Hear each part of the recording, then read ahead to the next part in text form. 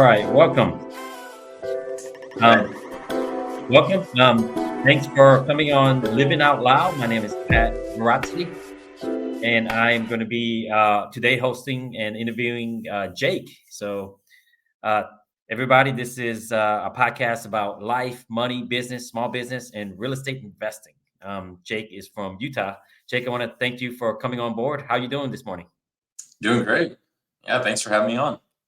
Wonderful. No, thanks for coming on. Jake, so tell us a little bit about yourself and kind of your background. Yeah, so I'm from Utah, married, got 6 kids, and I'm a CPA by trade, so I got a W-2, and I work for a community college as a director of finance there. Um, my real estate journey started a little over a year ago.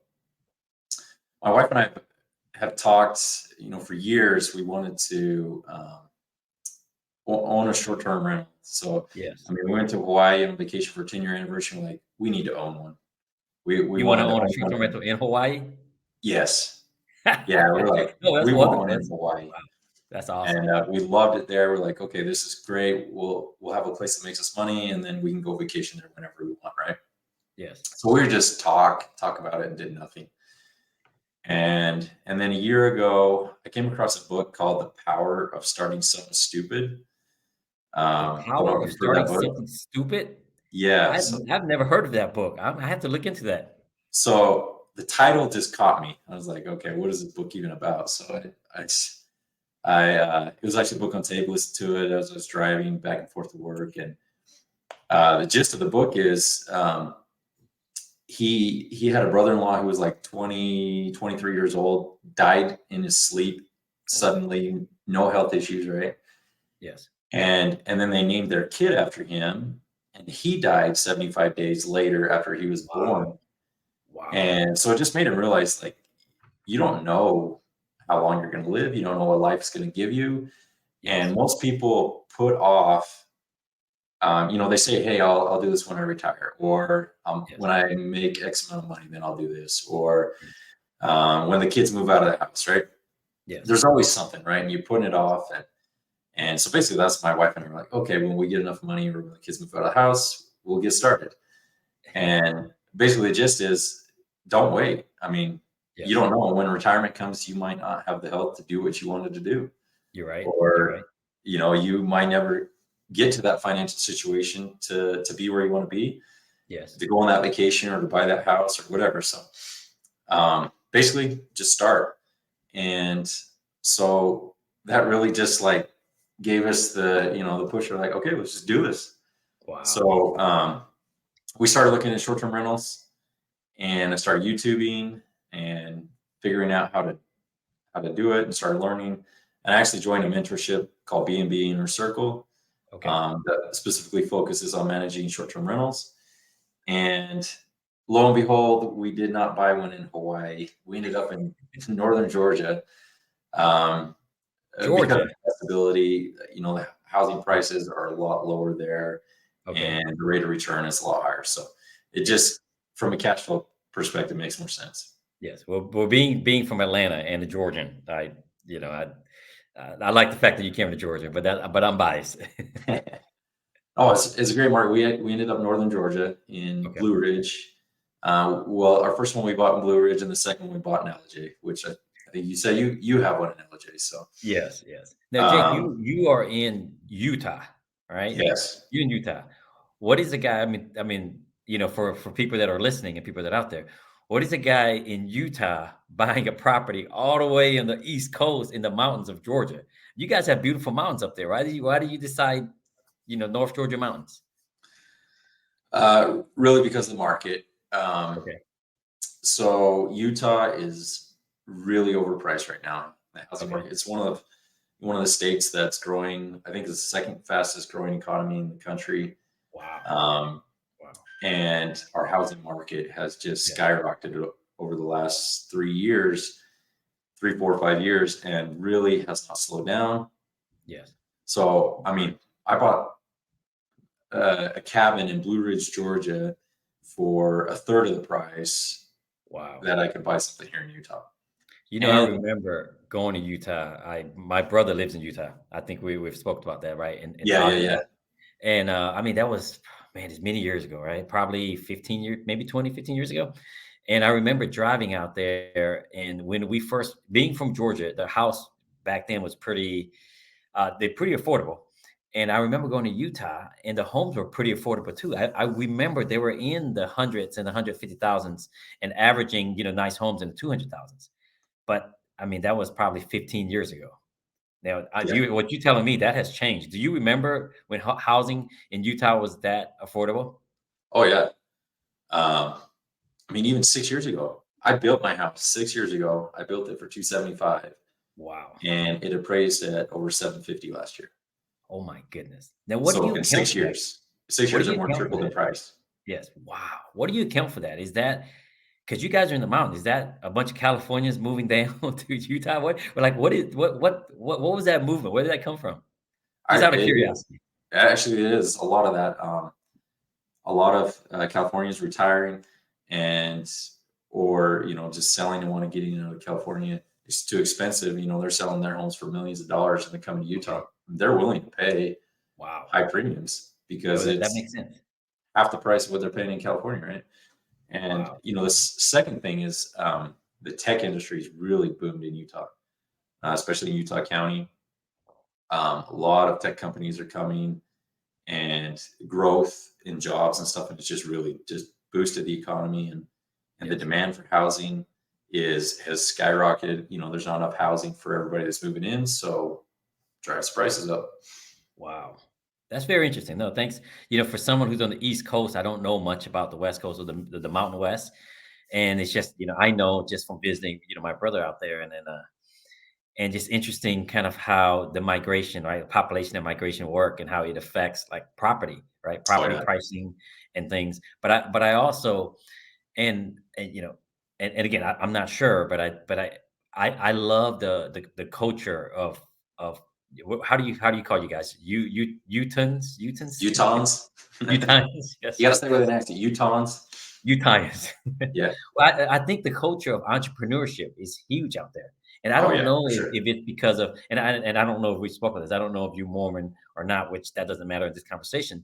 But I think the culture of travel and the culture of kind of getting out there and understanding kind of war culture, right? From traveling and doing missions, I think you bring back so much innovation, right? Back to Utah. And I remember seeing a story about the Marriott, right? The Marriott family, kind of Hmm. how the Marriott grew. I just think that I would say it's more of a mindset, and I think that creates innovation because being in the mountain and being kind of locked in the mountain, there's not a lot of it's amazing how like some industry and some things, how things move, especially if you're very limited with resources, and how a city grows. It's just amazing, you know. Yeah, yeah, for sure. I am, yeah, Mormon. I don't know if the six kids gave it away, right? But Well, that doesn't uh, give it. I'm from Laos originally, and that's why the yeah. podcast called "Living Out Loud," just kind of playing that word. But we have my family. We come from a family of 9, so we Oh have we have wow. 9 kids. So Uh, yes, Big family. yeah, big family. Well, we're used to. It. We love it. Me myself, I've got 2 boys, and I think the big family part of it. I think because I come from a big family, I've kind of like, okay, I think we're stick with 2 for now. Well, Yeah, wonderful.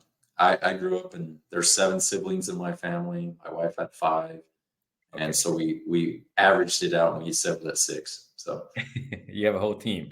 I'm used to it. I've had 4 brothers and 2 sisters, and it was always a huge activity. So that's wonderful. So yeah, so I want to hear more about your STR, short-term rentals in Georgia. So you are over there. Give us some advice and give us some your feedback of how do you buy a property from the other side of the country, and how does that work? How did you find it? How did that work? Kind of give us a step by step and how that happened for you. yeah, so as we join the mentorship and we're looking into the different ways to manage the property, there's really 3 ways, right? One, you can be like an on-site manager where you live really close to the property and you're taking care of it yourself, right? Yeah. toilet breaks, you're the one that's going there. You might even do the cleaning, you know. Yes. Second way would be completely remote, meaning like it's so far away outside that you're not tempted to go drive there and take care of Yes. it. And you hire a property management company to take care of it for you. So that's one way. The third way would be kind of a hybrid mix of that, where you're remote but you self-manage it. So that's the Yes. approach we took, Okay. where we didn't hire a property management company. So we found a realtor in the area, um, that was investor friendly, that Okay. understood kind of short-term rentals, and so we kind of told her what we're looking for and had her just start looking, give her a price range and everything. She was Was that through a Google search? You just Google search her and just kind of popped uh, up, or was that through a network well, of so what I industry? started doing was just looking on Zillow. So I started looking at properties, and then I just started calling agents, and until I Okay. found an agent that like I liked. Yes. And so we actually went through a couple agents, Okay. that were trying to help us. I didn't sign any contracts or anything with them, but Okay. I just found this one that she really knew what she was doing. She actually owned a short-term rental in the area. Oh, that's great. She had contacts, and so I was like, okay, she gets it. Let's use her. And man, she was worth her weight in gold, because she just shared contact after contact after contact with us. Wow. So, I Wow. mean, she gave us, we needed to do some repairs on the place. We needed to put a new roof on and add a driveway to it after we bought it. So, she had guys lined up for us. Okay. She had recommendations for cleaners, for photographers to go and take the pictures, Okay. handyman to come in and do miscellaneous work for us. So, um, yeah, really it was networking at first. We had to build a network, and it started with our realtor and finding her. And then other ways that I started to find contacts was I joined the local Facebook groups in the area. Like there's some that are called Vacation Rentals in Blue Ridge, Okay. and then you can actually join like the Blue Ridge City, uh, what do they call it, market, Yes. um, Yes. and you can just get on there and ask questions. Hey, I'm looking for somebody who has experience cleaning hot tubs. Great, Yes. and then you get response, and then you vet them out, right? So, Yes. Yeah, those so Facebook groups are I don't know if you're part of, are you part of the Ellijay? Like, I think it's called like I yes, Love Ellijay. You part of that yep, one?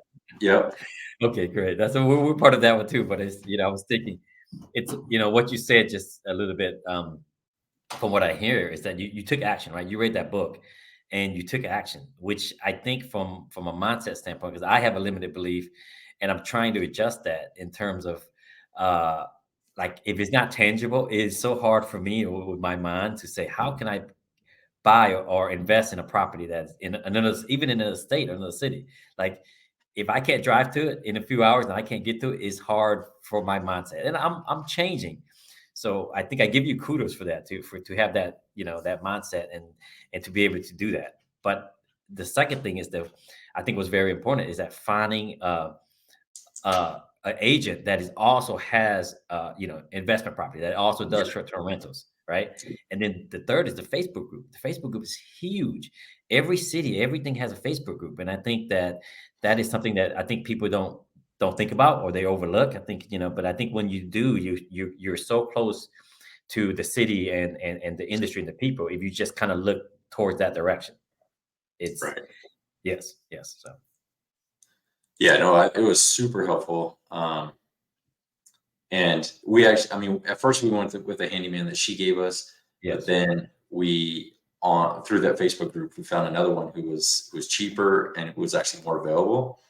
yes, Um, and he's been maybe even better. He's done better work, so it was like wow, saved us money and been super great. So yeah, I would highly recommend it. Like if you're trying to invest in a market outside your area, to yes, really look in those Facebook groups. yes.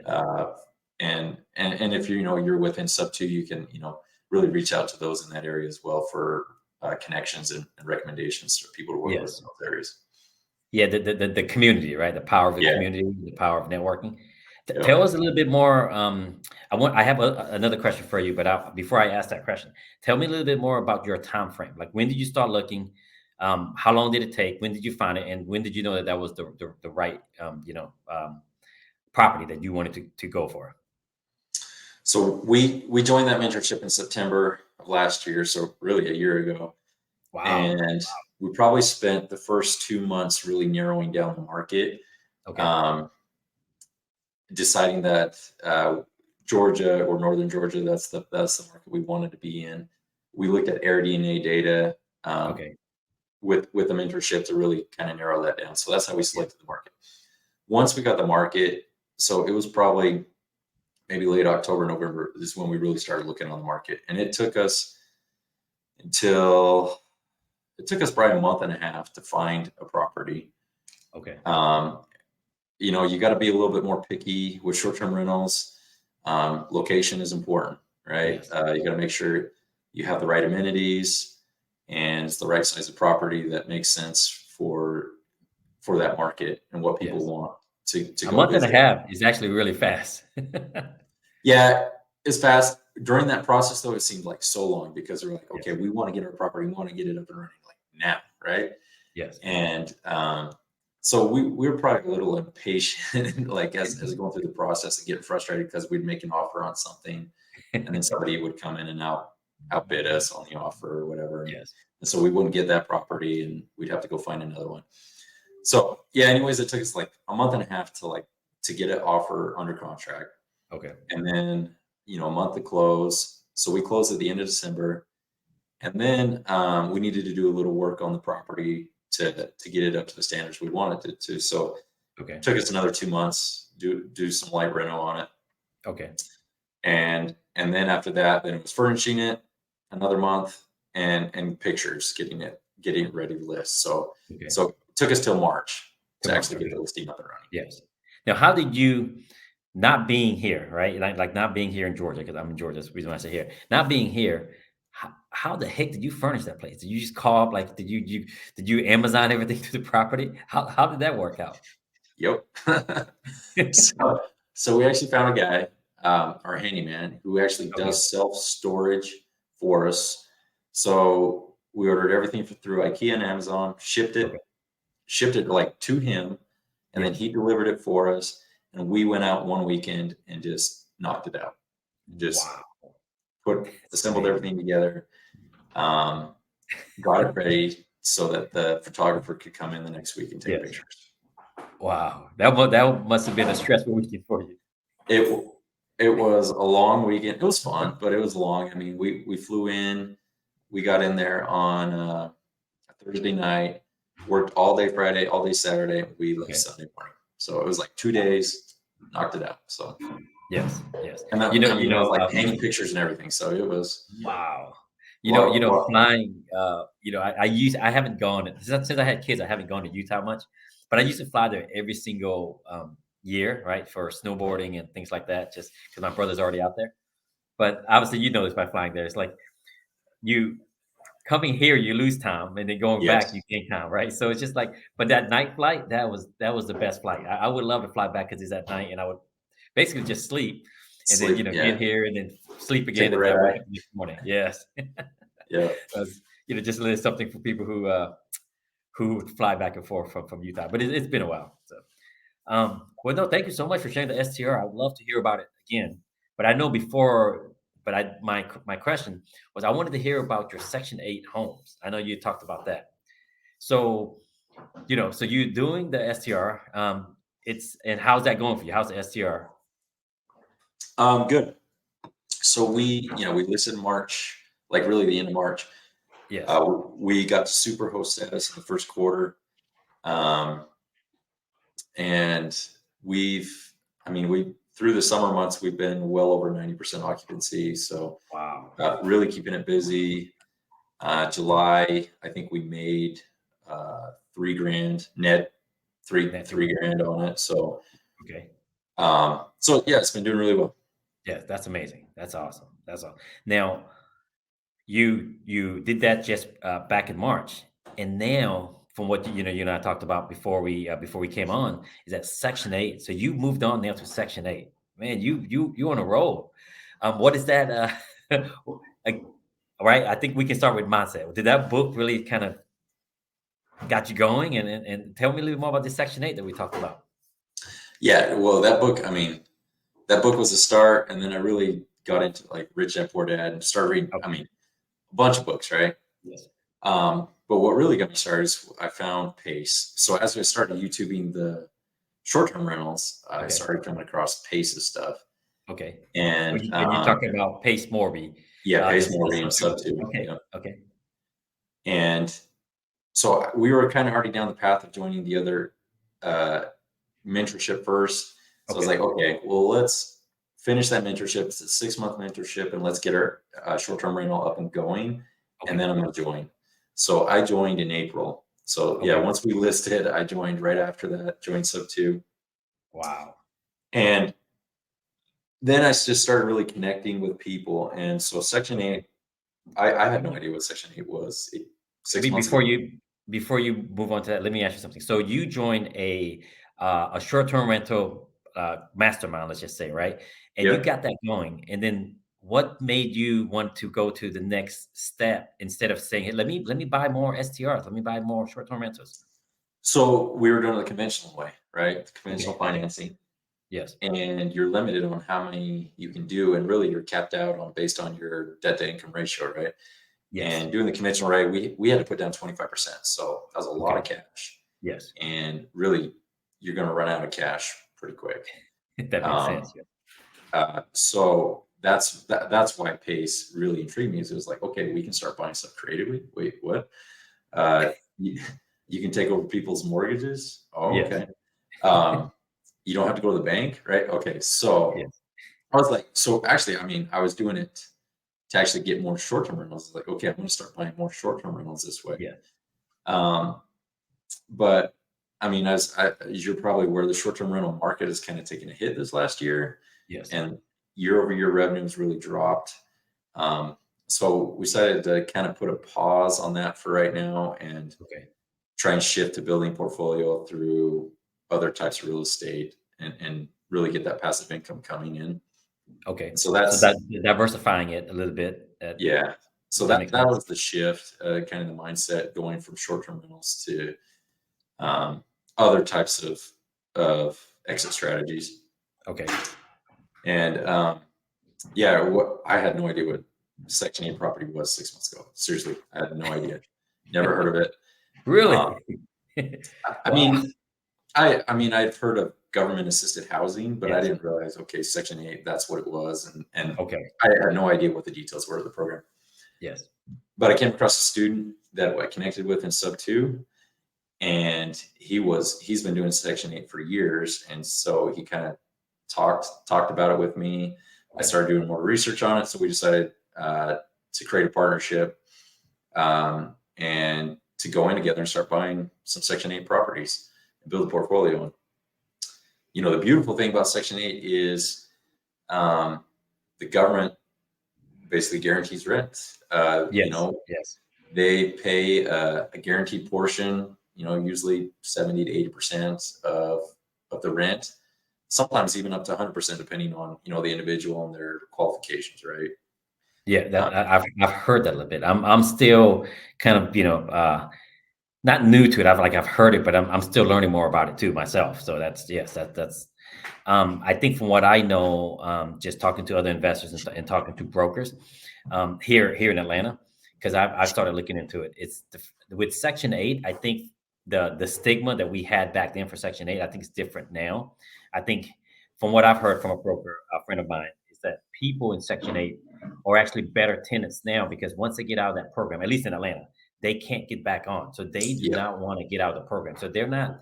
I think the stigma that I had back then was that Section 8 people would treat your properties like crap destroy it, and right? Yeah, destroy it. But I think that now, if from what I've heard, right now, if they get kicked out, they're not going to get back in. So with the shortage of the housing, they want to stay on to the program. So I think it's a win-win for both, like us landlords and also the tenant. So yeah. That's again when I first heard about it, and he was telling me about that. I was like, well, aren't those crappy tenants? I mean, aren't those the tenants going to go in to destroy your property? yes, And yeah, as I've researched, I mean, you're right. If they lose, like if they get evicted for, not following rules or Yes. not paying rent, they lose their voucher and they can't ever get back on the program again. Exactly. So Exactly. this subsidized rent that they have where they're, in a place and they're only have to pay 200 to 300 bucks a month, Yes. they don't want to give it up. So they're like, Exactly. okay, they're going to be more, concerned about taking care of your place, following the rules, Exactly. and making their portion of the rent payment so that they don't lose their voucher because they know if they do, then they got to go pay full price somewhere else, right? Exactly, exactly. Yep, yep. So yeah, what interests me because and then on the flip side of it, like from a government program standpoint, that's actually wonderful because that's a win-win. That's a win for us. That's a win for for people who needs it, and that's a win for the government to have a program that's actually it works. It's effective. Because that's we can't always say that about all government programs, and that is pretty attractive, at least from my standards. Yes. Yeah, I mean, the other beauty was like during COVID, you know, we heard nationwide, a lot of landlords were required to keep their tenants in, even though they Yes. weren't paying, right? Yes. So those landlords were eating it. And Section 8, though, the government is still paying. So even if your tenant wasn't paying their portion, Yes. the government was paying their portion. So you were at least getting a good chunk of rent on your property during that time when a lot of landlords were forced to keep their That tenants in, but weren't that is getting so any true. kind of income. Yeah. Oh, that is so true. Because I've got family members, that are also landlords, and it's the same thing. It's like, the horror stories that you hear, right? For people who haven't paid in a while. So no, that it makes a lot of sense. So, um, I want to ask you a few more questions, as our time is kind of running down a little bit there. What advice would you give somebody that is just starting out? That's a few steps behind you, or just thinking about it. Like, what is some of your wins that you have that you would give to somebody who wants to start out and to have I wouldn't necessarily call it passive income because we do put work into it, right? But that wants to get into real estate, that want to get to investing. Somebody who has a W-2 job that they say, I'm just not happy, or they just want more. What advice would you give them? So I think there's two things. Um, and we kind of talked about this offline yesterday when we talked, Yes. but the first thing is like I felt like I was trying to do it all by myself. Okay. Like, and that's a mistake. That was a Yes. huge mistake, and really, it doesn't mean you can't do it, but Yeah. it's probably going to take you a lot longer. So, for Yes. me, the biggest thing that's really accelerated my opportunities has been networking with other people. So as soon Okay. as I started making connections and started partnering with people, things really started picking up. And I mean, Yeah. like significantly versus Yes. where I was just like spinning my wheels on my own, like, am I doing the right thing? And Yes. trying to figure it out. Right. So Yes. that's one. I would say reach out to people, connect with people. That's probably one of the first things you should do. Yes. The second thing is we talk a lot about, and the book alluded to it as well, but we talk a lot about just taking action. Yes. And, there's a saying, Pace within the group says it a lot, like just take imperfect action Yes. consistently or daily, Yes. right? So Yes. Make the don't, mistakes. Right? Learn from the yeah, mistakes. don't be Yes. Yes. afraid to just start doing stuff and taking Yes. action. And that's hard too. Like especially when you're first starting, you're like, I don't know, analysis paralysis, thinking about stuff too Yes. much, right? And just start doing stuff. Start making Yes. calls. Start putting offers on Yes. properties, right? What's the worst they can do? Say no. If Exactly. your offer's too Exactly. low, they can say no, Yes. right? You know, you But know, like what I've learned, and as I'm getting older, is that I wish I would have, like, what I know now, like if I was to tell my younger self, right, oh yeah, is the fact that I wish I would have made more mistakes when I was younger, you know, yeah, and I wish I would have done more because as we get older and have kids and family, it is a lot harder. It is a lot harder to make mistakes because now, you have people in family that rely on you. But at the same time, we still have to make those adjustments. We still have to make those mistakes and learn. And I think the other part that you kind of talked about that is, we talked about reading books and things like that, is to invest in yourself and to learn as much as you yeah. can. And I think those are, at least what I'm hearing from what you're saying too, is the valuable lessons that we can do, and then take action. Just do it. Like, you don't have to know everything just to do it. Just learn as you go. Yep, absolutely. Really, yes, Rich Dad Poor Dad, he talks a lot about investing in yourself. yes, And, he talks about how he bought mentorships and, paid for training and stuff. But yeah, you have to couple that with taking action. So yes. both parts are extremely important, but you got to do both. Exactly, exactly. I and then from Jake, from what you said, like, you went out there and you said, you know what, I'm going to invest in my self education. I'm going to go and join this mastermind for short term rentals, and then from there you didn't stop, and then you joined another mastermind, to do creative financing and to figure things out. Man, that's wonderful. Like that. That's amazing, and I think that also the power of community, by being around people who does this thing similar to what you are, is almost boosted you, right? It's like you're in a Oh, winning sports team. Like, if for you're in a sure. winning football team in a program, you want to be just as good as that guy that's probably one of the best guys in the country, and it makes you better, right? Yeah, Yes. So, well, absolutely. well, wonderful, awesome. So before I let you go, give me the top book that you read that motivates you. That would be the first question, right? And the second question Ooh. would be the life event that got you to pivot and to change. Hmm. Uh, There's a couple books. Okay. I'll give you a couple, but um, well, obviously that one, The Power of Starting Something Stupid, that one just really just pushed me over the edge. Okay. The Um, power Rich of sucking, right? You said the power of sucking. The Power of Starting Something Stupid.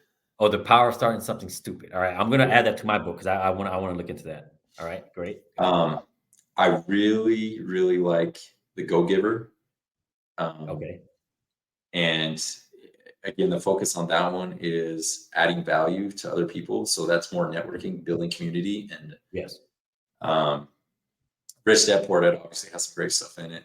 Yes. And then the last one I'll share is The One Thing. Yes. Um, That's correct. Yes. and that talks about just being focused. And a lot of times we try and diversify so much Yes.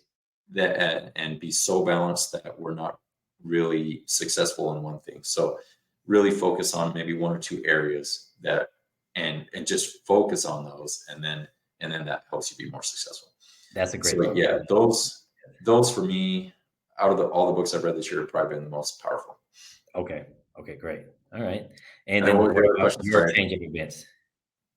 Life changing events. Yes. Um, That made you, it was the light bulb moment, right? What was the light bulb moment that you said, you know what? I'm going to do this. I'm going to take action. well, I mean, really, it was reading that book. Okay. Couple that with my oldest son is 17 now. We Okay. only have 2 years left with him before he probably leaves the house, and Yes. and then from that point, our kids are going to start leaving, and you know we just don't have that much more time with them. And I really want to have that financial independence where we can enjoy more time together as a family and Yes. spend time together before they're all gone, Yes. before they've all left the house and moved on. So, Wow. Yours is 17. My oldest is 11. oh And I, well. and he just started middle school. So I'm thinking about that, kind of similar too. It's like, wow, it's only, Yeah, like you said earlier, I wish I would have started. I could go back and tell myself and wish I would have started a lot sooner. yes. But woulda, coulda, shoulda, right? I can't go Yes. back and change past now. Now we just got to Exactly. move forward. Exactly. Awesome. Well, thank you so much, Jake. Hopefully, let's come back, and I definitely want to check in with you, and maybe we do a follow up, 6 months or a year from now. And I really want to hear about your journey. Awesome. I would love to. Well, thank you so much. I will see you on the next podcast. All right. All right. All Thank you, right. Thank Pat. you. All right.